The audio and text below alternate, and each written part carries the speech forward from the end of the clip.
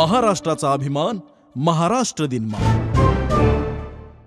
आम्ही फक्त स्वप्न विकतोय. आम्ही याच्यामध्ये कुठलाही प्रॉडक्ट तुम्हाला देत नाहीये. म्हणजे आज माझ्याकडे रेकॉर्ड आहे 25 वर्षामध्ये गेल्या की 17 टूर्स केलेले कस्टमर आमच्याकडे आहेत. आम्ही प्राऊडली सांगतो आज पण की जे कस्टमर्स आमच्याकडे एकदा टूर करतात ते रिपीटेडली आमच्याकडेच टूर करतात. तर सगळ्यात महत्वाची गोष्ट की सीझनल म्हणजे चांगला सीझन एखादा डेस्टिनेशन बघण्यासाठी कुठला आहे त्याचा एक मेन अभ्यास करणं गरजेचं आहे. एखाद्या कंपनीतून माणूस जातो जेव्हा टूरला त्यावेळेला त्या लोकांच्या बरोबर तो हे झाले संपर्कात आलेला असतो. त्यांना वाटत असतं की अरे हा सगळं छान मॅनेज करतोय, हे होतंय ते होतंय, पण त्याच्या मागे एक टीम असते. तो एकटा माणूस ती टूर अरेंज करत नसतो. हे काम जे आहे हे एका वेगळ्या टीमनी केलेलं असतं. त्याच्या मागे एक सेटअप असतो.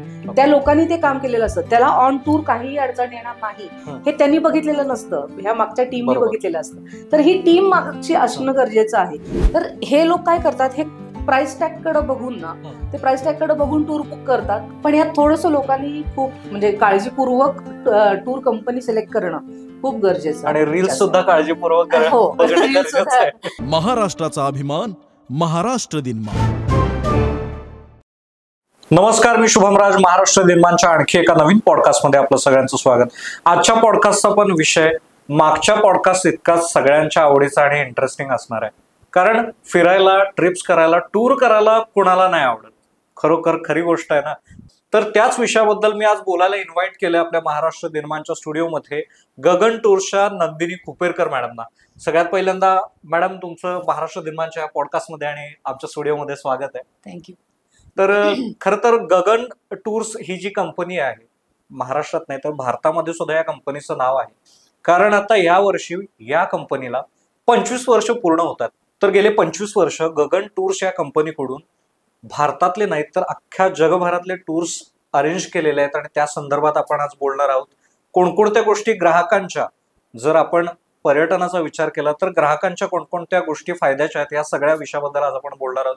तर सगळ्यात पहिल्यांदा मॅडम तुम्हाला विचारायचं मला की 25 वर्ष आजपासून म्हणजे 2025 पासून जर 25 वर्षापूर्वीचा विचार केला तर त्यावेळी टूर्सच्या बिझनेस बद्दल आपल्याला कसं सुचलं आणि कशा पद्धतीने आपण हा सुरू केला? बेसिकली त्यावेळेला नाही सुचलं. हे थोडंसं त्याचं बीज आपण म्हणतो तसं थोडं आधीच रोवलं गेलं होतं. माझ्या वडिलांचाही टूर्स अँड ट्रॅव्हल्सचाच बिझनेस होता. ज्यावेळेला मी अगदी 10 वर्षाचे होते त्यावेळेला माझ्या वडिलांनी हा बिझनेस चालू केला होता. एका छोट्या गावातून, मोडणी नावाचं गाव आहे आमचं, माहेर जे आहे ते माझं. तर सोलापूर जिल्ह्यातलं हे गाव आहे आणि त्या गावातून आम्ही ही माझ्या वडिलांनी ही कंपनी चालू केलेली होती, त्यांची कंपनी. आणि त्यानंतर माझं जेव्हा 10वी पर्यंत शिक्षण पूर्ण झालं त्यानंतर त्यांनी ठरवलं की आपल्याला कंपल्सरी टुरिझममध्येच मुलांना करिअर करायसाठी पाठवायचं आहे. त्या हिशोबाने त्यांनी मला, माझ्या भावाला, बहिणीला, सगळ्यांना टुरिझमशी रिलेटेड जे काही व्यवसाय आहे त्याचं जे शिक्षण टुरिझमचा डिप्लोमासाठी पुण्याला पाठवलं. आणि पुण्यामध्ये आम्ही ह्या टुरिझमचं शिक्षण घेतलं. आणि लग्न झाल्यानंतर ज्यावेळेला मी कोल्हापूरला आले त्यावेळेला आम्ही हा टूरचा बिझनेस इथं चालू केला. त्यापूर्वी माझ्या मिस्टरांचा कन्स्ट्रक्शनचा बिझनेस होता बेसिकली. तर ते कन्स्ट्रक्शनमध्ये पण बरीच वर्ष, त्याच्या आधी 10-1 वर्ष या बिझनेसमध्ये होते आणि त्यांनाही थोडासा कंटाळा आला होता त्या बिझनेसचा. काहीतरी एक नवीन फील्ड आहे, काहीतरी आपल्याला इनोव्हेशन काही करता येतील याच्यामध्ये, अशा विचार करून आम्ही त्यावेळेला 2000 साली ही कंपनी चालू केली.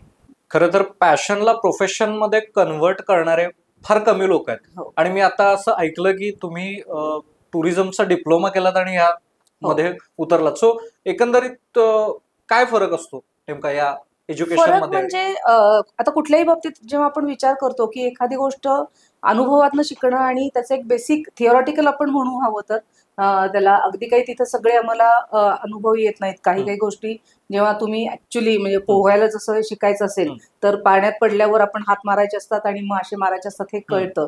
तसंच आहे की काही बिझनेस असे असतात की ज्यात जोपर्यंत तुम्ही प्रत्यक्ष पडत नाही तोपर्यंत कळत नाही.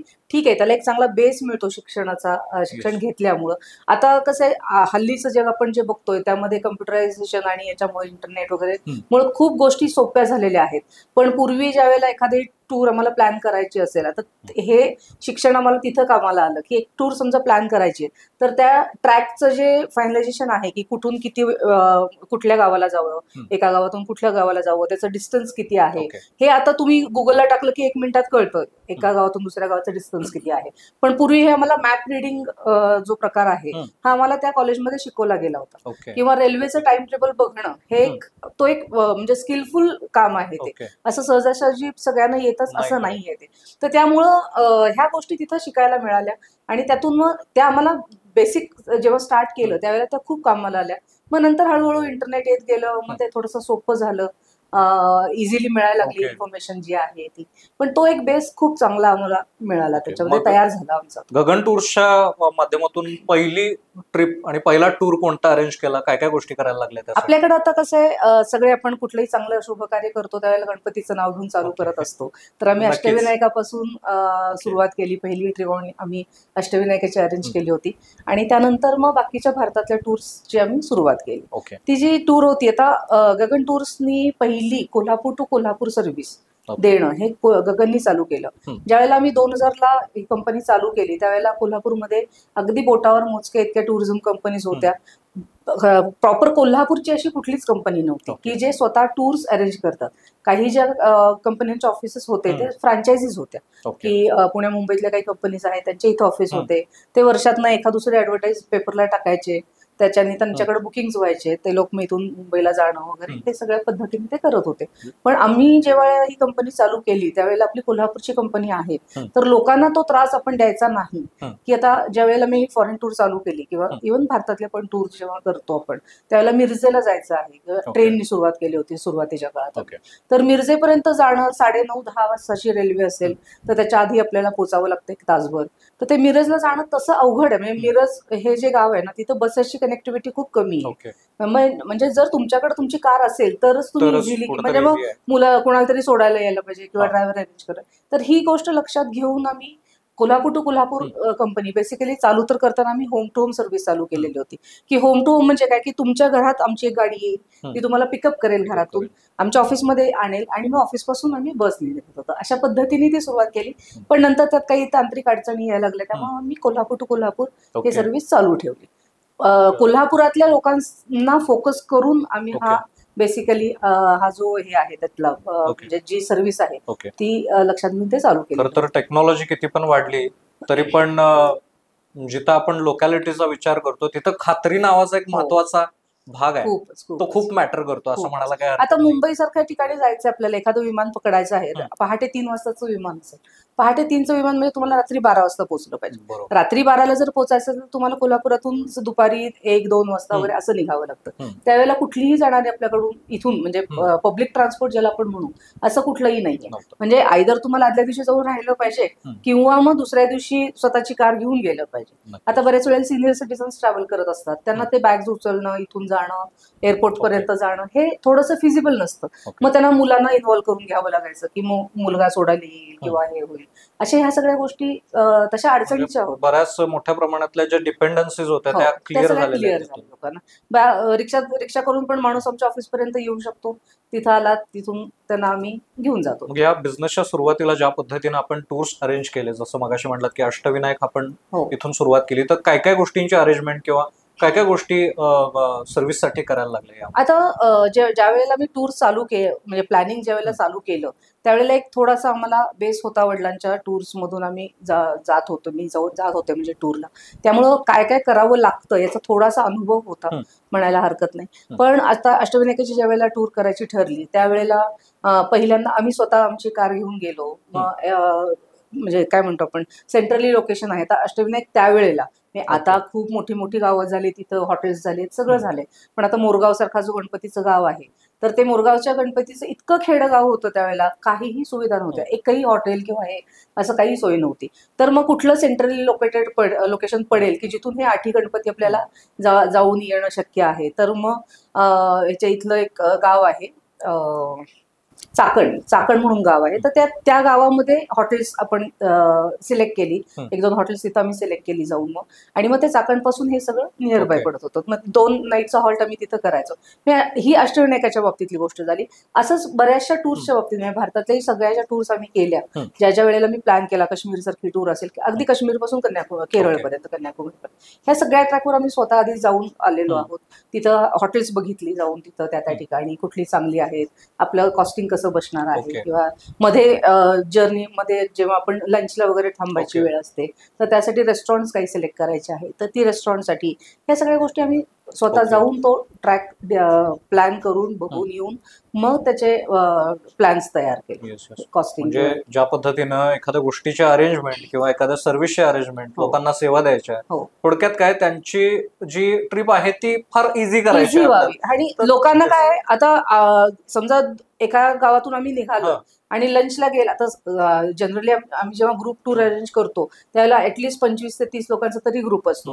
मग 25 लोकांना एखाद्या हॉटेलमध्ये गेल्यानंतर पटकन जेवण नाही मिळत. पण ते जर आमच्याकडे त्या हॉटेलचा कॉन्टॅक्ट नंबर वगैरे असेल तर आम्ही आधी 2 तास फोन केला तर तो माणूस तसं रेडी करून ठेवू शकतो अशा अर्थाने. त्यामुळे हे जितकं लोकांच्यासाठी सुकर व्हावं, की ट्रिप त्यांनी एन्जॉय करावी, फार त्याच्यात त्यांना त्रासाचं होऊ नये किंवा जेवणाच्या ज्या वेळा आहेत त्या फार उलट सुलट होऊ नयेत, हे त्यातल्या त्यात आम्ही बघत गेलो आता. ओके. मग ज्यावेळी आपण हे सगळे महाराष्ट्रातले असतील, भारतभरातले टूर्स असतील, मगाशी म्हणल्याप्रमाणे की अरेंजमेंट्स करताना म्हणजे खूप गोष्टी आपल्याला तिथं तपासून बघाव्या लागतात, विचार करावे लागतात आणि एक प्रकारचं चॅलेंज आहे असं हे मला म्हणायला लागेल. मग ज्यावेळी आपण गगन टूर्सच्या माध्यमातून फॉरेन ट्रिप्स, फॉरेनच्या टूर्स ज्यावेळी अरेंज केले त्यावेळी आपल्याला काय काय चॅलेंजेस आता कसं आहे, त्यावेळची जर आपण ओव्हरऑल सिच्युएशन बघितली तर कम्युनिकेशनची जी साधनं आहेत ती खूप लिमिटेड होती. आज आपण इंटरनेटवरती एक ईमेल पाठवतो किंवा व्हॉट्सअपवरती चॅटिंग, मी आज इथं बसून ऑस्ट्रेलियातलेही बुकिंग करते, अमेरिकेतलेही करते, किंवा हे सगळ्या गोष्टी होत असतात. इझी आहे त्या आजच्या विचार केला तर. पण ज्यावेळेला मी 2002 साली जेव्हा ही कंपनी म्हणजे इंटरनॅशनल टूर चालू केल्या त्यावेळेला 2000ला आम्ही डोमेस्टिक टूर चालू केल्या आणि 2002 पासून आम्ही इंटरनॅशनल टूर करतोय. तर त्यावेळेला कम्युनिकेशनची साधनं खूप कमी होती. त्यावेळेला आम्हाला फक्त फॅक्स किंवा फोन हे 2च होते आणि ते खूप एक्सपेन्सिव्ह पण होते. आजच्यासारखं तेवढं स्वस्तही नव्हते. तर मग हे त्या लोकांशी कम्युनिकेशन करणं, ते बुकिंग करणं, तिकीट्स जे आहेत तिथली साईटसीइंगची जे तिकीट्स आहेत, आता आम्ही आज इथं बसून दुबई मधली साईटसीइंगची तिकीट ऑनलाईन बुक करतो, पण त्यावेळेला तो ऑप्शन नव्हता आपल्याकडे. आम्हाला कंपल्सरी तिथल्या माणसांवरती अवलंबून राहावं लागत होतं किंवा पैसे पाठवायचे. आता फॉरेनला जर पैसे पाठवायचे असतील, आज आता टीटी वगैरे हे सगळं इथून कोल्हापूरमधून चालू झालं, पण आम्हाला पुण्याला किंवा मुंबईला त्यासाठी जावं लागायचं. आम्ही पुण्यामध्ये एक बँकमध्ये अकाउंट ओपन केलं होतं की ज्यामुळं आम्ही फॉरेनला रेमिटन्स करू शकत होतो. तर ह्या सगळ्या गोष्टी चॅलेंजिंगच होत्या, प्रत्येक गोष्टीत चॅलेंज होतं. आणि काही बारीक सारीक झालं काही किंवा आता फ्लाईट डिले झालं तर हे पूर्वी कळायचं नाही की हे डिले आहे किंवा काय आहे. ज्यावेळेला ऍक्च्युअली आम्ही तिथं पोहोचायचो त्यावेळेला ह्या गोष्टी कळत होत्या. किंवा फॉरेन तिथला जो आमचा कोणी ऑपरेटर आहे त्याच्याशी कम्युनिकेशन करणं इतकं इझी नव्हतं जेवढं आजकाल झालंय. मग एकंदरीत आता ह्या फॉरेन टूर्स जे आहेत ते कोणकोणत्या कंट्रीजमध्ये फॉरेन टूर्स होतात आणि लोकांचं आवडतं डेस्टिनेशन फॉरेनचा विचार केला तर कोणतं आहे सध्या? तसं आता टूरच्या बाबतीत विचार जर करायचं म्हणलं आपण तर आम्ही ऑलमोस्ट जगभर सगळीकडे टूर्स करतो. म्हणजे साऊथ कडचा जरा ईस्ट कडचा जर आपण विचार केला तर ईस्टमध्ये जपान पासून आपण सुरुवात जर केली तर Japan, Korea, China, Indonesia, Australia, New Zealand किंवा तुमचं सिंगापूर, मलेशिया, थायलंड आहे, श्रीलंका आहे, नेपाळ आहे, भूतान आहे. प्लस मग इकडं जसं आपण पश्चिमेकडे जात जाऊ त्यामध्ये आपण दुबई आहे, ओमान आहे, म्हणजे ज्या मिडल ईस्टर्न कंट्रीज आहेत त्या सगळ्या, युरोपची टूर आहे, इजिप्त आहे, साऊथ आफ्रिकेमध्ये आहे आपली टूर, साऊथ आफ्रिकेला जाते, मॉरिशसला आपण जातो. असं ऑलमोस्ट सगळ्या, एक अमेरिकेची फक्त अजून टूर चालू केलेली नाहीये, पण अदरवाईज बाकी सगळीकडच्या टूर्स आपण करतो. मग सध्या आपण खरं तर मी सोशल मीडियावरती फार काही प्रकारचे व्हिडिओ बघतो की ज्यामध्ये मोस्ट ऑफ यंगस्टर लोक जे असतात सोलो ट्रॅव्हलिंगच्या नावाखाली किंवा चला मोबाईल बुकिंग केलं आणि मी गेलो आणि मग नंतर बऱ्याच वेळा कुठल्या तरी प्रॉब्लेम मध्ये अडकतात आणि पश्चातापाशिवाय दुसरा ऑप्शन राहत नाही. याच्यामध्ये दोन गोष्टी आहेत बघितल्या तर आपण. हे कशासाठी करतात काही जण, त्यांना असं वाटतं की आपलं कॉस्ट सेव्हिंग होईल. पण कसं आहे, प्रत्येक गोष्टीला एक एक्सपर्ट असतो शेवटी. आज आपण एखादी शाळा म्हणजे शिक्षक असतात, शिक्षकांशिवाय तुम्ही शालेय शिक्षण घेऊ शकत नाही. तसंच आहे की प्रत्येकाचं आपलं आपलं जे स्पेशलायझेशन आहे किंवा जे आपण प्रोफेशन म्हणून आम्ही जे काम करू शकतो ते तुम्ही एकट्यासाठी करू शकत नाही. आणि जेव्हा एकट्यासाठी तुम्ही काम करत असता त्यावेळेला तुम्हाला तिथले खूप बारकावे माहिती नसतात त्या गोष्टींमधले. आम्हालाही काही काही वेळेला सुरुवातीला असं असतं की अरे हे असं होतं का, काही बाबतीत असंही असतं, आम्हीही फर्स्ट टाइम असतो किंवा हे असतं. तर ह्या गोष्टी होतात. कॉस्ट सेव्हिंग साठी म्हणून बऱ्याच लोकांची ही धडपड असते बेसिकली. किंवा आता बऱ्याच वेळेला लोक कमी किमतीत टूर विकणारेही कंपनीज आहेत. तर ह्या कमी किमतीत टूर जेव्हा विकल्या जातात काही काही वेळेला, तर हे लोकांनी बघणं खूप गरजेचं आहे की समजा आता एक माणूस किंवा एक टूर कंपनी आहे की जी एक टूर आहे, XYZ टूर आहे, 50,000 रुपयाला विकतोय. दुसरी कंपनी 30 टूर 48,000ला विकते, 45,000 रुपयाला विकते. 10%चं here and there is okay. पण तीच टूर एखादी कंपनी जर 20,000 रुपयालाच विकत असेल किंवा 30,000लाच विकत असेल तर लोकांनी हा थोडासा विचार करायची खूप गरज आहे. कारण शेवटी काय आहे की एक बेसिक जो तिथं जे काही प्रॉडक्ट आहे त्या सगळ्याची किंमत सगळ्यांना सरसकट असते. फ्लाईट तिकिटात कुणाला 1,000-2,000 रुपये स्वस्त मिळेल, 3,000 रुपये स्वस्त मिळेल, काही लोक मार्जिन कमी जास्त लावतील. पण असं नाहीये की एखाद्या माणसाला फ्रीच ट्रॅव्हल फ्लाईट तिकीट मिळणार आहे किंवा त्याचे चार्जेसच लागणार नाहीत किंवा हॉटेल फ्री ऑफ कॉस्टच मिळणार आहे, असं नाही होत. तर हे लोक काय करतात, हे प्राइस टॅग कडे बघून ना, ते प्राइस टॅग कडे बघून टूर बुक करतात आणि नंतर मग फसवणुकीचे बरेचसे प्रकार घडलेले आज आपण बघतो. म्हणजे अगदी लाखो रुपयांचे फ्रॉड टुरिझम कंपनीमध्ये सुद्धा होताना दिसतात आपल्याला. पण यात थोडंसं लोकांनी खूप म्हणजे काळजीपूर्वक टूर कंपनी सिलेक्ट करणं खूप गरजेचं आहे. आणि रील्स सुद्धा काळजीपूर्वक करणं खूप गरजेचं आहे. आणि ऑन टूर म्हणजे ठीक आहे, तुम्ही जाता इथल्या इथं फिरता, महाराष्ट्रात फिरता, अगदी कर्नाटकापर्यंत जाऊन येता, इथपर्यंत ठीक आहे. पण ज्यावेळेला तुम्ही, कारण इथं आपण फ्रिक्वेंटली जाऊ शकतो, असं नाहीये की ठीक आहे बाबा यावेळेला हे राहिलं बघायचं पण पुढच्या वेळेला जाऊ त्यावेळेला बघू. पण बाहेर जेव्हा तुम्ही परदेशात जात असता त्यावेळेला हे पॉसिबल नाहीये. एकदा तुम्ही त्या देशात जाऊन आला की परत त्याच देशात जायचा विचार नाही करत. मग जर एखादं मिस झालं साईट सीइंग किंवा तिथं गेल्यानंतर तुम्हाला काही अडचणी आल्या किंवा काय आल्या तर ते डेस्टिनेशन तुमचं संपलेलं असतं. त्याच्या बॅड मेमरीज घेऊन तुम्ही परत येता. आणि विजा व्हॅलिडिटी पण संपली, तो पण झालाच विषय. पण त्याच्या मग अरे नाही ते काय फार चांगलं नव्हतं असं. ऍक्च्युली डेस्टिनेशन चांगलं असतं पण तुम्हाला एक्सपिरियन्स चांगला नसतो म्हणून तुम्हाला ते वाईट वाटतं. मग हे जे टूर्स आहेत ते प्लॅन करताना काय काळजी घ्यायला पाहिजे लोकांनी? बेसिकली मगाशी जसं आपण बोललो की थोडीशी एकतर त्या त्या ठिकाणांची क्लायमेट आणि याची माहिती घेतली पाहिजे. दुसरी सगळ्यात महत्वाची गोष्ट म्हणजे जी टूर कंपनी तुम्ही सिलेक्ट करता आहात त्या टूर कंपनीचे एक बेसिक बॅकग्राऊंड काय आहे ते आहे का, किंवा त्यांचं जाऊन आलेले कस्टमर्स आहेत काही, त्यांच्याशी तुम्ही बोललात का, ह्या सगळ्या गोष्टी खूप महत्वाच्या असतात. आजकाल आता आम्ही त्या इंडस्ट्रीमध्ये आहोत म्हणून आम्हाला हे फ्रिक्वेंटली ऐकायला बघायला मिळतंय की न्यूजपेपर दर 4-8 दिवसांनंतर न्यूजपेपर ज्यावेळेला तुम्ही उघडता त्यावेळेला त्याच्यामध्ये की हा माणूस इथल्या एवढ्या 40 लोकांचे पैसे 9 लाख रुपये घेऊन गेला, 11 लाख रुपये घेऊन गेला, हे अगदी इझिली ऐकायला बघायला मिळतं आपल्याला. तर ही लोकांनी काळजी घेणं खूप गरजेचं आहे की तुमचा जो हा पैसा आहे तो तुम्ही खूप केअरफुली लावला पाहिजे म्हणायला हरकत नाही. कारण असं आहे की मगाशी जसं मी म्हणलं की ही आम्ही फक्त स्वप्न विकतोय, आम्ही याच्यामध्ये कुठलाही प्रॉडक्ट तुम्हाला देत नाहीये. तर त्यामुळं ज्यावेळेला तुम्ही एखादी टूर बघता किंवा प्लॅन करता त्यावेळेला त्याचं जेन्युनिटी ज्याला आपण म्हणतो त्या ट्रॅव्हल एजंटची ती बघणं खूप महत्वाचं आहे. आजकाल असंही झालंय की काही काही चांगल्या टूर कंपनीज मधून जे सोडून जातात, टूर लीडर टूरला जातात, सोडून जातात कंपनी आणि स्वतःची कंपनी चालू करतात. ही स्वतःची कंपनी ज्यावेळेला ते चालू करतात त्यावेळेला आता एखाद्या कंपनीतून माणूस जातो जेव्हा टूरला त्यावेळेला त्या लोकांच्या बरोबर तो हे झाले संपर्कात आलेला असतो. त्यांना वाटत असतं की अरे हा सगळं छान मॅनेज करतोय, हे होतंय ते होतंय. पण त्याच्या मागे एक टीम असते. तो एकटा माणूस ती टूर अरेंज करत नसतो. हे काम जे आहे हे एका वेगळ्या टीमनी केलेलं असतं, त्याच्या मागे एक सेटअप असतो, त्या लोकांनी ते काम केलेलं असतं. त्याला ऑन टूर काहीही अडचण येणार नाही हे त्यांनी बघितलेलं नसतं, ह्या मागच्या टीमने बघितलेलं असतं. तर ही टीम मागची असणं गरजेचं आहे. त्या माणसावर विश्वास ठेवून तुम्ही आणि मग ते टूर कॅन्सलेशन होणं, लास्ट मोमेंटला होत नाही म्हणून सांगणं. आता युरोप सारखी कंट्री आहे, त्याचा व्हिसा रिजेक्शन खूप होत असतात, त्यामुळे तो व्हिसा फॉर्म भरणं हे एक स्किल आहे, त्याच्यामध्ये नक्कीच. खूप बारीक सारी गोष्टी आहेत हो. की ज्या काळजीपूर्वकच भरल्या गेल्या पाहिजेत. ओके. अदरवाईज मग पुढे जाऊन हे सरळ सरळ आर्थिक तुम्हाला फटका त्यात बसू शकतो. त्यामुळं टूर कंपनी जी आहे ती चूज करणं ही सगळ्यात मोठी काळजी लोकांनी Yes. घेतली पाहिजे, नक्कीच असं मला वाटतं. नक्कीच.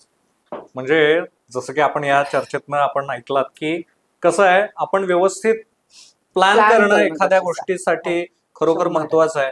आणि प्लॅन करून पण व्यवस्थित एका जाणकार कंपनीकडनं प्लॅन करणं महत्वाचं आहे. बरोबर. कारण एकतर खूप दिवस खूप महिने साठवलेले पैसे घेऊन आपण त्या टूरचा प्लॅन करत असतो. बरोबर. त्यामुळे तुम्हाला कुठल्याही प्रकारच्या टूर्स संदर्भातल्या भारतातले टूर्स असू देत किंवा आपल्याला फॉरेन टूर करायचं असेल तर तुम्ही नक्कीच गगन ट्रॅव्हल्सला कॉन्टॅक्ट करू शकता.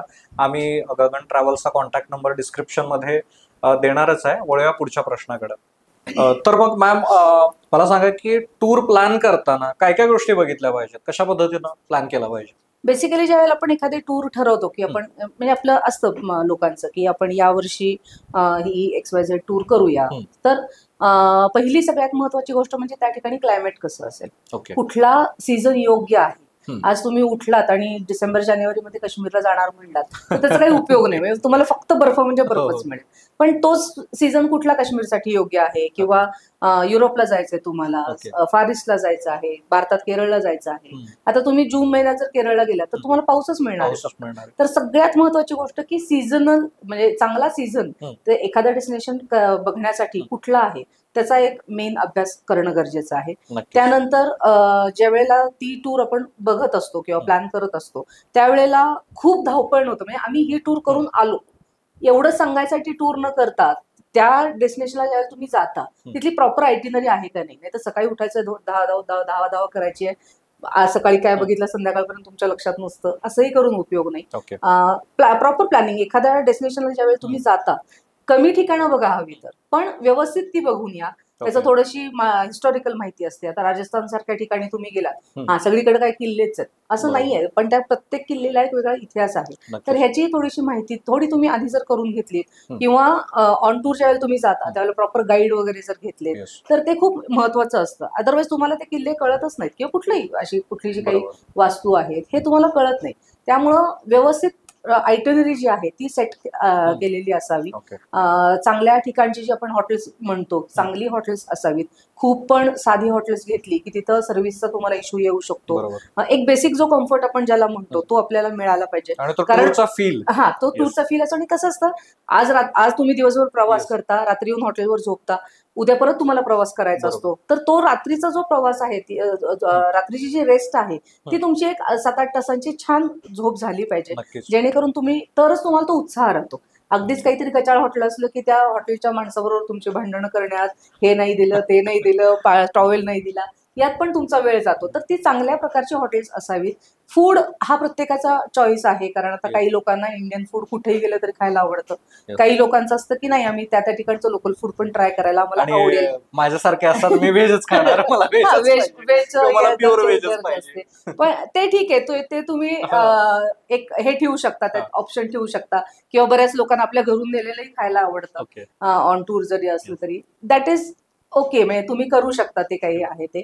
पण ह्या ज्या बेसिक गोष्टी आहेत जेव्हा तुम्ही टूर प्लॅनिंग म्हणता त्यावेळेला ह्या गोष्टींचा अभ्यास या करणं खूप सगळ्या गरजेचं आहे. गोष्टींचा विचार नक्कीच करायला नक्की करायला पाहिजे आपण. किंवा इव्हन आयटिनरी मध्ये पण काही साईट सीन्स असे असतात की जो 60चा माणूस आहे, 65 वर्षाचा माणूस आहे, तो करूच शकत नसतो. आता दुबई सारखं ठिकाण आहे, तिथं फेरारी वर्ल्ड नावाचं एक साईट सीइंग आहे. ओके. तर ते फेरारी वर्ल्डच्या ज्या राईड्स आहेत त्या इतक्या स्पीडी राईड्स आहेत ओके. की त्या तुम्हाला करणंच शक्य नसतं. तर मग ते पैसे तुम्ही का वाया घालवता?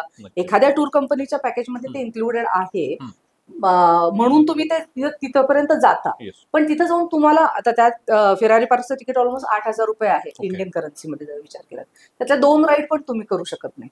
तर मग त्याचा उपयोग नाही. तर तुमचे 8,000 रुपये वाया गेले Okay. सगळे. तर अख्खे पे करावे लागतात. तर हा पण एक थोडंसं की त्या साईटसिंग मध्ये जे आहे ते आपल्या कामाचं आहे का हे पण Okay. थोडंसं बघणं गरजेचं आहे. म्हणजे काही सोशल मीडियावरती आपण फोटोज बघतो की डेझर्ट मध्ये फोटोशूट केलेलं असतं हो. वगैरे वगैरे. मग त्या पण ट्रिप्स ऍक्च्युअली सगळ्या वेदर्स वगैरे सगळं कन्सिडर करूनच केल्या हो, जातात. सगळं केलं. आणि आपल्याकडंही आता तो ट्रेंड आलाय थोडासा काळजी घेण्याचा, पण परदेशात हा जास्ती आहे. जास्ती कारण आहे. तिथले जे जे गव्हर्नमेंट आहे किंवा हे आहे त्यांच्याकडे खूप स्ट्रिक्ट रूल्स आहेत Okay. बेसिकली. टुरिस्ट जे आहेत, येणारे जे लोक आहेत, आता बऱ्याचशा कंट्रीज अशा आहेत की ते फक्त टुरिझमवरच अवलंबून आहेत, तर Okay. त्यांच्याकडे तर ते कडकच आहेत रूल्स जास्तीच. Okay. म्हणजे आता सिंगापूर सारखा जो देश आहे तर त्यांच्याकडे जर तुम्हाला जायचं असेल, हं. तुम्ही 7 जण जर असाल हं. एका गाडीमध्ये, हं. तर त्यांना तिथला लोकल लायसन्स गाईड घेणं कंपल्शन आहे Okay. त्यांच्यावर. तुम्ही विदाऊट गाईड फिरू शकत नाही, तुम्ही विदाऊट गाईड साईट सीइंग करू शकत नाही. Okay. Same is for Dubai. तर ह्या तिथले गव्हर्नमेंट ही काळजी घेत असतं, त्यामुळं Okay. थोडंसं ऑटोमॅटिकली त्यांच्या सर्व्हिसेसवर आणि याच्यावर इफेक्ट पडतो. काही वेळेला ते सांगतात की आज डेझर्टमध्ये जाऊ नका, हं. किंवा जे बोट्स असतात हं. ते हे करू नका, वेदर आज Okay. चांगलं नाहीये, काही हे म्हणजे काय म्हणतो आपण, स्टॉर्म्स येणार आहेत हम्म. समुद्रामध्ये, तर Okay. बोट्स सोडू नका त्याच्यामध्ये. Okay. तर हे सूचना त्यांच्याकडे आधी बऱ्यापैकी मिळत असतात, Okay. त्यामुळे ती काळजी त्या लोकांनी ऑटोमॅटिकली घेतली. नक्कीच. आणि हे सगळे बाहेरचे नियम आणि आपण बाहेर गेल्यानंतर कसं वागतो बाबा, हो.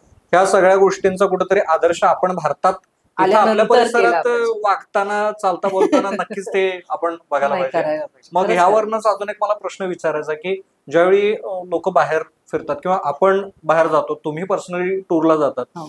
तर आपल्या भारतातून ज्यावेळी बाहेर जातो त्यावेळी ऑब्व्हियसली आपल्या भारतीय संस्कृतीची थोडी का असणार तिथं उणीव आपल्याला भासत असणार, तर या रिलेटेड काय सांगाल तुम्ही? भारतीय संस्कृतीची उणीव म्हणण्यापेक्षा एक आपल्या संस्कृतीत कसं आहे की भारताचं एक सगळ्यात मेन म्हणजे फूड. हम्म. जे फूड मधली जी आपल्याकडे जी व्हरायटी Yes. आहे ती तुम्हाला जगभरात कुठेही कुठंच मिळणार नाही. नाही. ती आम्ही मिस करतो भरपूर बऱ्याचशा हो. ठिकाणी गेल्यानंतर.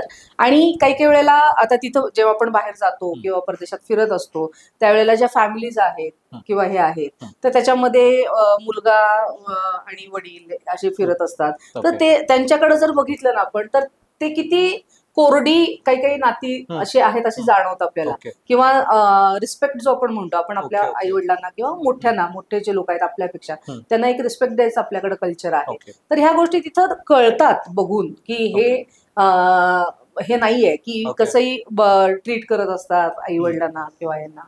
तर हे Okay. बघून मग असं वाटतं की नाही बाबा, मग आपला भारतच त्या बाबतीत चांगला आहे. Always. मग अशी काय गोष्ट आहे की जे 25 वर्ष एका पाठोपाठ एक जे गेलेले आहेत, तर त्या दरम्यान कंटिन्युअसली आपल्याकडं टूर्सचा फ्लो चांगला झालेला आहे?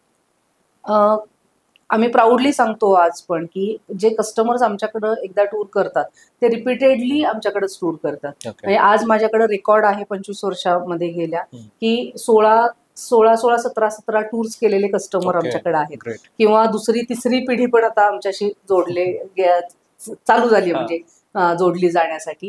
तर त्याच्या मागचं कारण एकच आहे की एकतर पर्सनलाइज सर्व्हिस आम्ही देतो. तर मी स्वतः ओनर जरी असले कंपनीची, तरी मी बऱ्याच वेळेला मी टूरवर असते. किंवा आज आमच्या ऑफिसमध्ये ज्यावेळेला कस्टमर येतात त्यावेळेला असं नाहीये की माझं कोणीतरी स्टाफ आहे ते अटेंड करतील किंवा हे. प्रत्येकाला मी अटेंड नाही करणार, पण काय कसं काय जाऊन चौकशी करणं लोकांची किंवा हे ऑन टूर ज्या वेळेला मी असतो त्यावेळेला पण एक जे रिलेशन असतं ते बरोबर. एक मी कंपनीचे ओनर आहे आणि ते कस्टमर आहेत असं रिलेशन नसतं.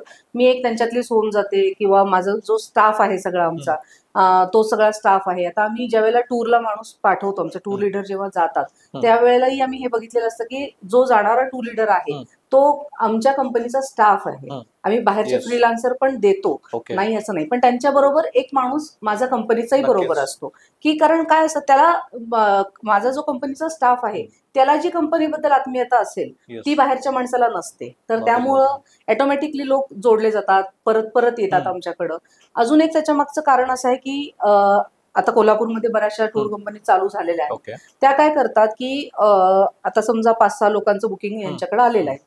ते 5-6 लोक पुण्या मुंबईतल्या एखाद्या कंपनीमध्ये त्यांच्याकडे ते फॉरवर्ड करतात. Okay. म्हणजे हे बुकिंग घेतात इथं आणि त्या कंपनीकडे ते कस्टमर फॉरवर्ड बरोबर. करतात. आता ती पुण्या मुंबईतली जी कुठली कंपनी आहे त्यांच्याकडे ह्या कंपनीत आलेले 6 लोक असतात आणि कुठल्या तरी कंपनीत आलेले 10 लोक असतात आणि काहीतरी असं करून ते सगळे भेळ करून सगळे ते Okay. टूरला पाठवतात. आपल्याकडे ते होत नाही. आपल्याकडे जो जाणारा कस्टमर आहे तो सगळ्यात गगनचा कस्टमर असतो. Yes. हे सगळे जाणारे लोक गगनचे असतात आणि जी टूर पण जी प्लॅनिंग केलेलं असतं ते आमचं स्वतःच असतं. Okay. असं नाहीये की आम्ही दुसऱ्या कोणाला तरी हँडओव्हर करतो किंवा हे. तर तो खूप म्हणजे त्यामुळे खूप फरक पडतो लोकांना सर्व्हिस मिळण्यावरती. एकतर कोल्हापूर टू कोल्हापूर सर्व्हिस तर आहेच आहे, पण ह्या गोष्टी त्याच्यात मॅटर करतात, लोकांच्यासाठी मॅटर करतात.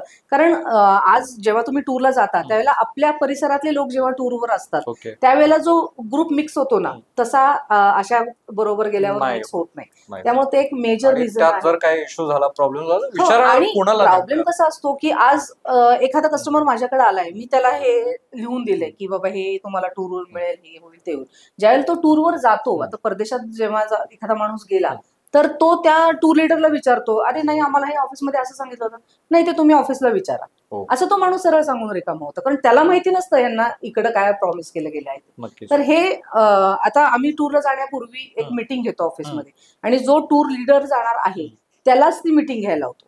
ओके. म्हणजे तू आता हे जे सांगतोयस हे सगळं तुला टूरवर डिलिव्हर करायचं. नक्कीच. त्यामुळं तो एक खूप फरक पडतो Yes, yes, लोकांच्या yes. साठी सुद्धा, की अरे हाच माणूस येणार आहे आपल्या बरोबर, हा सगळी माहिती आपल्याला सांगतोय, हे देणार आहे म्हणून सांगतोय. म्हणजे आपल्याला उद्या तिथं कान धरायची लोकांच्याकडे हे झालं ना, बरोबर. हे ऑफिसमध्ये तू सांगितलं होतं आणि आता कसं नाही म्हणतोस हे. नक्कीच. तर तो फरक पडतो त्यामुळे. नाही, त्यामुळे जिथं- लोक रिपीटेड आमच्याकडे परत परत येतात. म्हणजे काही काही वेळेला तर सांगतात, ओ मॅडम नाही त्यांची एवढी टूर कॉस्ट आहे, पण तरी पण मी तुमच्याकडे बुक करतोय. मग हे स्वतः येऊन तोंडाने सांगतात की नाही, जिथं खात्री हा, तिथं डील पक्की आहे. तेवढं तेच. आज 2-2, 3-3 लाख रुपयाची एखादी टूर असते, नवरा बायको जातात तर 7-8, 10 लाख रुपये पण खर्च करतात. आता ऑस्ट्रेलिया न्यूझीलंड टूर आहे, हा. 10 लाख रुपये भरावे लागतात 2 माणसांसाठी, नवरा बायको जाणार असतील तरी.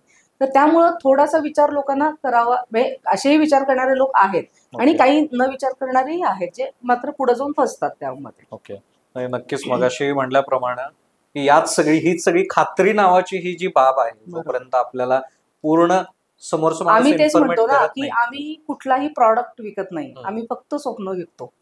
मी आज तुम्ही टूरला जाणार आहात तर हे मी तुम्हाला दाखवते की सिंगापूरमध्ये गेल्यावर तुम्ही हे बघणार आहे, मी तुम्हाला हे हॉटेलमध्ये देणार आहे, मी तुम्हाला हे फूड देणार आहे. नक्कीच. हे मी तुम्हाला स्वप्न तुमची दाखवते इथं, Yes. आणि ती तिथं जाऊन फुलफिल होणार आहे. Yes. एखादा प्रॉडक्ट, आता हा टेबल आहे समोर ठेवलेला, हा टेबल तुम्ही ज्यावेळेला घरी घेऊन जाता हा.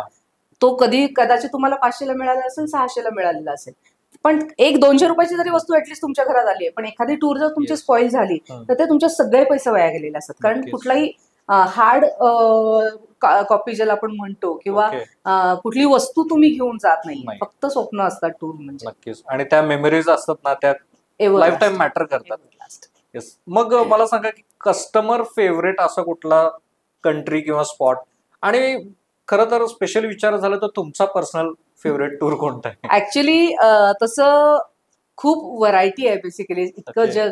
जगभरात आज मी फिरले. हम्म. काही लोकांना सगळ्या टूर्स करणं शक्य नसतं, पण फर्स्ट आता फॉरेन टूरला ज्यावेळेला माणूस बाहेर पडतो त्यावेळेला सिंगापूर, मलेशिया, थायलंड सारखी टूर आहे, Okay, okay. जिथे लोक जनरली प्रेफर करतात. कारण त्यांचं आणि आपलं कल्चर साधारण सेम आहे, क्लायमेटमध्ये फार डिफरन्स नाहीये, Okay. फूड इझिली अवेलेबल होतं. तर या गोष्टीमुळे ह्या 3 कंट्रीज प्रेफर केल्या जातात लोकांच्याकडनं. पण आणि लोकांना आवडतात तिथे, कारण Okay. एकतर ते पहिल्यांदा त्या फॉरेन टूरला गेलेले असतात, Okay. तो एक फरक असतो. युरोप सगळ्यांना आवडतं, स्वित्झर्लंड आता Yes. सगळ्यांनाच माहिती आहे आपल्याला. एक स्वित्झर्लंडला जाणं हे प्रत्येक माणसाचं स्वप्न स्वप्न असतं आहे. म्हणायला हरकत नाही. तर त्याचप्रमाणे स्वित्झर्लंड सगळ्याच लोकांना, जवळजवळ सगळ्या लोकांना आवडतं. जे लोक नक्कीच. स्वित्झर्लंडला जाऊन हो. आलेले आहेत त्यांना सगळ्यांना नक्की स्वित्झर्लंड आवडतं.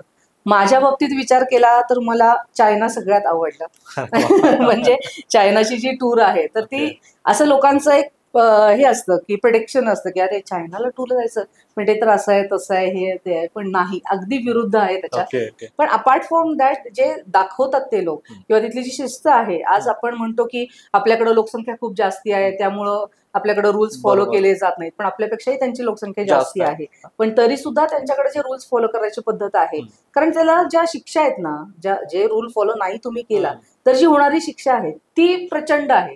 त्यामुळे ऑटोमॅटिक ते रूल्स Okay. फॉलो केले जातात लोकांच्याकडून. रूल्स माणसासाठी खूप फायद्याचे आहेत. हा, त्यामुळं, ऍक्च्युली म्हणजे इतका yes. क्राऊडेड देश असून सुद्धा, आता बीजिंग सारखं शहर आहे, तुम्हाला अख्ख्या शहरात एकाही ठिकाणी एक तुकडा पण कागदाचा पडलेला दिसणार Okay. नाही. प्रचंड माणसं असतात तिथं, रस्ते सगळे गच्च भरलेले असतात. त्यामुळे तितकी पण प्रगती सुद्धा तिकडे हा. झालेली आहे. पण त्यामुळे पण ती स्वच्छताचा एक बेसिक सगळ्यात रूल आहे, तो स्वच्छतेचा आहे. Okay. तर तो तुम्हाला एवढा मोठा, एवढा क्राऊडेड देश असून सुद्धा तिथं बघायला मिळतो. त्यामुळे नक्कीच. चायना मला आवडतं.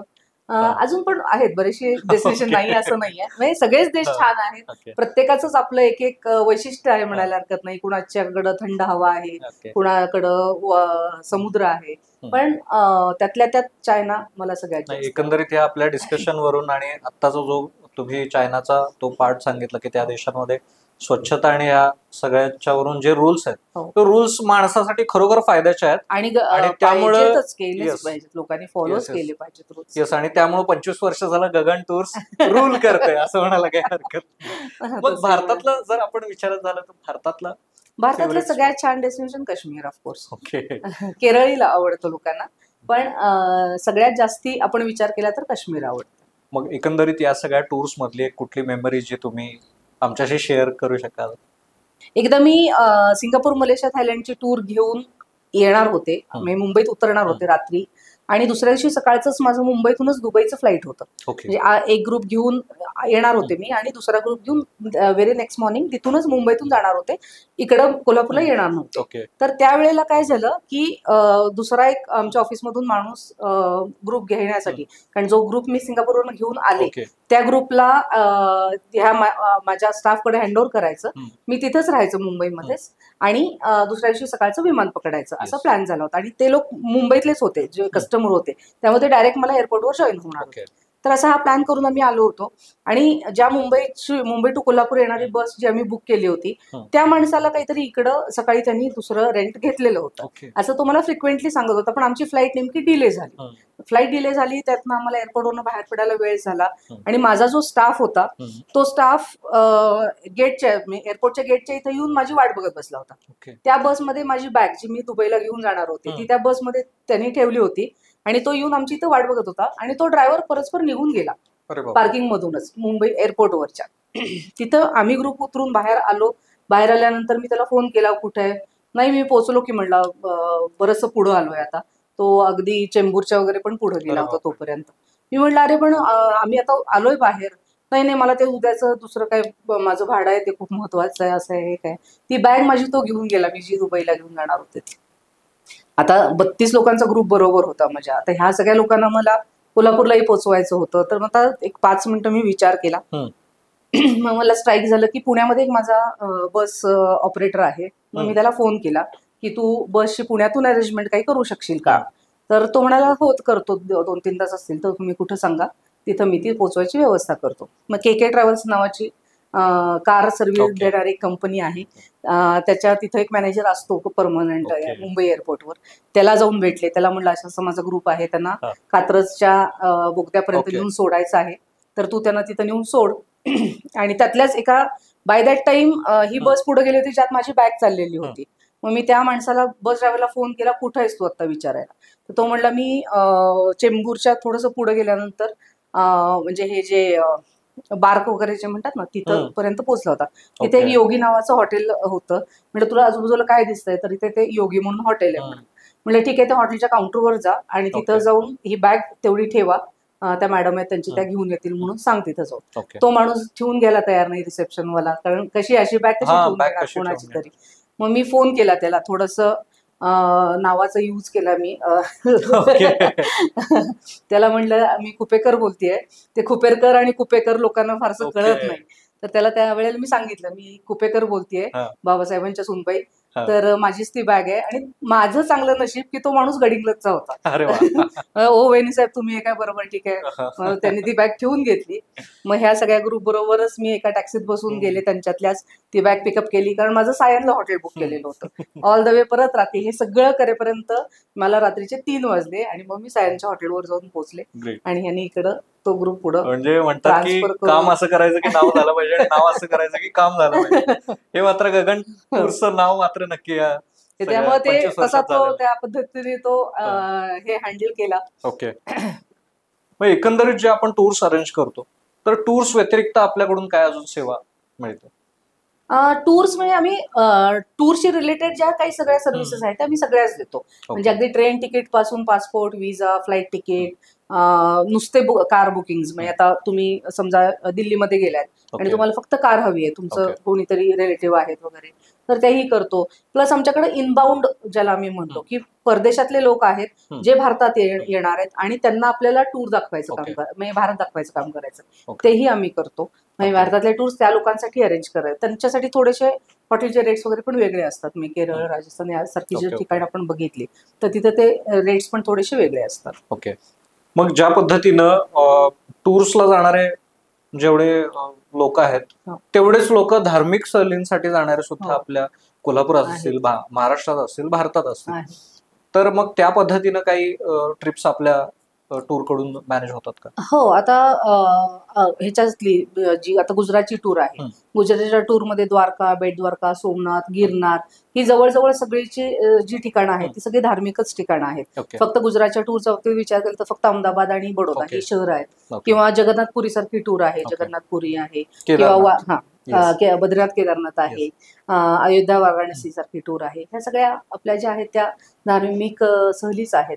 तर ओके. त्या पण आपण सगळ्या अरेंज करत असतो. चारधाम यात्रा ज्याला म्हणतो, बद्रीनाथ, केदारनाथ, गंगोत्री आणि यमुनोत्री, तशी टूर्स पण तर त्याही या tours आपण करतो. पॉडकास्टचा आता एक शेवटचा पार्ट आपण आता एक घेणार आहोत, तो म्हणजे रॅपिड फायर. तर रॅपिड फायर मधला पहिला क्वेश्चन मला तुम्हाला विचारायचा आहे. भारत हे ऐकल्यावरती आपल्याला काय वाटतं? भारत ऐकलं की एक आपलेपणा जाणवतो त्यामध्ये. दिल्ली, राजधानी मुंबई? ठगवून की दिल्ली. मुंबई? मुंबई शॉपिंग. आणि गगन टूर्स? गगन टूर्स गगन टूर्स बद्दल काय सांगणार काय आता आता? जे लोक खरं तर स्वप्न बघतात खरोखर, हो. म्हणजे बाहेर ह्या देशात मला टूर्सला जायचंय किंवा मला ह्या सहलीला जायचंय, मला इकडं दर्शन करायला जायचंय, आमच्यासारखे गगन टूर्स हा, ऐकल्यावर तसं. म्हणजे आमचं स्वप्न होतं ते basically. Okay. Yes. That is our dream of course. Okay. ते आता 25 वर्ष ज्या वेळेला पूर्ण झाली त्यावेळेला एक कुठेतरी सॅटिस्फॅक्शन आहे की आम्ही जे त्यावेळेला ठरवलं होतं किंवा जे प्लॅन जे केले होते ते सगळे आम्ही आजपर्यंत ऑलमोस्ट सगळे फुलफिल करत आलेलो आहोत. नक्कीच. ह्या 25 वर्ष गगन टूर्सला पूर्ण झाल्याबद्दल महाराष्ट्र दिनमानकडून, माझ्याकडून खूप खूप गगन टूर्सला शुभेच्छा, आणि इथून पुढच्या सगळ्या प्रवासासाठी सुद्धा, स्वप्नांच्या प्रवासासाठी सुद्धा खूप खूप शुभेच्छा. तर तुम्हाला कोणत्याही प्रकारच्या टूर्स रिगार्डिंग माहिती हवी असेल, बुकिंग करायचं असेल, अगदी तुम्ही भारतभरामध्ये नाही जगभरामध्ये कुठेही असेल तर तिथनं तुम्ही गगन टूर्सला कॉन्टॅक्ट करून मॅमशी बोलून तुम्ही टूर तुमचा प्लॅन करू शकता, माहिती घेऊ शकता. आणि आपण पुन्हा एकदा अशाच सगळ्यांच्या आपल्या आवडीचा विषय घेऊन आपल्या महाराष्ट्र दिनमानच्या पॉडकास्टमध्ये येणार आहोत. आणि आज गगन टूर्सच्या नंदिनी कुपेरकर मॅडमने आपल्याला येऊन टूर्सबद्दल खूप छान माहिती दिली. त्याबद्दल मॅम तुमचे खूप खूप धन्यवाद. आणि आपण पुन्हा भेटूयात पुढच्या एका एपिसोडमध्ये. तोपर्यंत पाहत रहा महाराष्ट्र दिनमान.